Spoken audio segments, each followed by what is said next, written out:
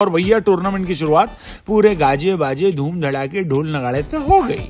पाकिस्तान और नेपाल के बीच कल पहला मैच खेला गया मुल्तान में, जहां पर एक वक्त पर लग रहा था कि पाकिस्तान अपने ही घर पर जलील हो जाएगा, क्योंकि नेपाल ने उनको मुसीबत में डाल दिया था। वैसे पाकिस्तान का भरोसा नहीं किया जा सकता, चले तो चांद तक न चले तो शाम तक वाला हिसाब होता है।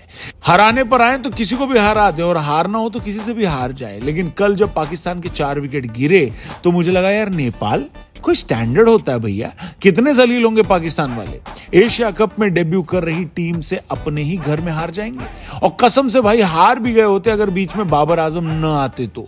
कल की बाबर आजम की पारी चीख चीख कर उनके मास्टर क्लास की गवाही दे रही है और बता रही है कि आखिर क्यों दुनिया के नंबर 1 बल्लेबाज हैं वो। बाबर आजम ने नेपाल के एशिया कप डेब्यू के उपलक्ष्य में 151 रन का शगुन चढ़ाया। उनका साथ दिया चाचू इफ्तिखार अहमद ने, जिन्होंने अपना पहला वनडे इंटरनेशनल शतक लगाया, और इन दोनों की वजह से पाकिस्तान ने एशिया कप ओपनर में नेपाल को हराकर पाकिस्तानी फैंस का मूड बना डाला। क्या बात है सर, क्या बात है सर, क्या बात, ये बात है। विराट कोहली वर्सेस बाबर आजम, अनंत काल से 2 बढ़िया प्लेयरों की तुलना होती रही है, लेकिन असल में मानना तो पड़ेगा कि बहुत वक्त बाद पाकिस्तान को कोई ऐसा प्लेयर मिला जो असल में किसी से कंपैरिजन करने लायक है। बाबर आजम के ऊपर उनके देश में ही जो उनको पसंद नहीं करते कई तरह के इल्जाम लगाते हैं। उन पर टीम में लाहौर के प्लेयर्स भरने का इल्जाम है, उन पर अपने दोस्तों और पसंदीदा खिलाड़ियों को टीम में लाने का इल्जाम है, लेकिन ये सब बातें और इल्जाम उनकी कप्तानी को लेकर हैं। उनकी बल्लेबाजी चीते की चाल और बाज की नजर की तरह है, किसी को संदेह नहीं है उस पर। जिस मुश्किल में कल पाकिस्तान की टीम फंसी थी, अगर उनको कोई वहां से निकाल सकता था तो वो बाबर आजम ही थे।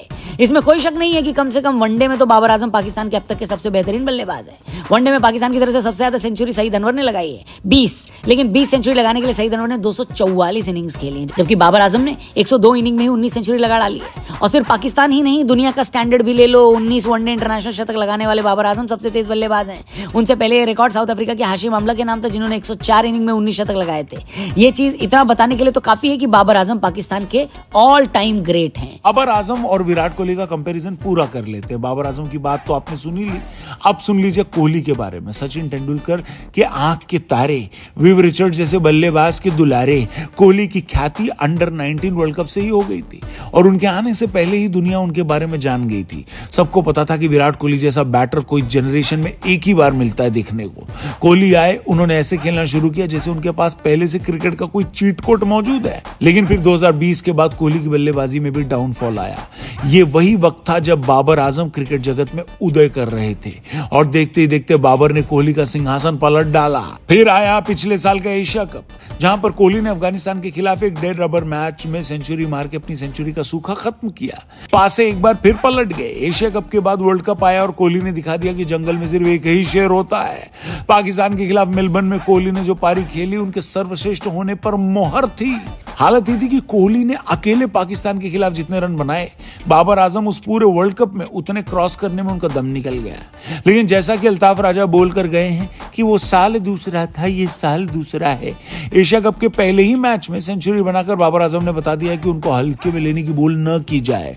कोहली भी पूरी तरह से तैयार हैं। ऐसा नहीं कि कोहली का इससे पहले किसी पाकिस्तानी बल्लेबाज के साथ कंपैरिजन नहीं हुआ। पहले उमर अकमल और फिर अहमद शहजाद से भी पाकिस्तानियों ने कोहली को मिलाने की कोशिश करी थी, लेकिन बाबर आजम अकमल और शहजाद की तरह बकैतियों पर नहीं, क्रिकेट पर ध्यान देते हैं। शायद इसी वजह से अभी तक उन्हें सफलता मिली है। इसमें कोई शक नहीं है कि बाबर आजम इस वक्त दुनिया के बेस्ट ऑल फॉर्मेट बल्लेबाज हैं, लेकिन कुछ हफ्तों के लिए दुनिया का बेहतरीन बल्लेबाज होना और लगातार ऐसा प्रदर्शन कर देना कि लोगों को यह डर लगने लगे कि सचिन का रिकॉर्ड अगर कोई तोड़ेगा तो कोहली तोड़ेगा, ये वाला लेवल आने में टाइम लगता है। आपके हिसाब से बाबर और कोहली में बेहतर कौन है? कमेंट बॉक्स में बता सकते हो। हमने एक पोल भी डाली है, पोल पर अपनी भावनाएं खोल दो।